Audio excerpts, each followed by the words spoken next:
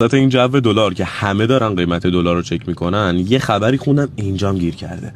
عربستان همسایمون توی 90 روز، دقت کن، فقط توی 90 روز پیشرفته ترین استادیوم جهان رو ساخته که مسی هم اتفاقا دیروز اومده افتتاحش کرده.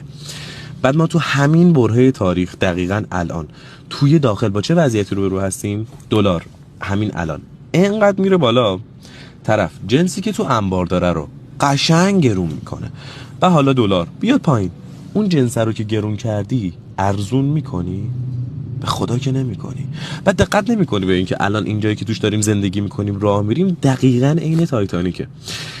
یه جای سوراخ بشه، درسته قشر پایین، اون کسایی که پایین تایتانیک بودن زودتر غرق شدن، ولی آب اون بالا هم رفت، تایتانیک کامل رفت زیرا. قدرت خرید هموطنت کم بشه، قدرت فروش تو هم کم میشه.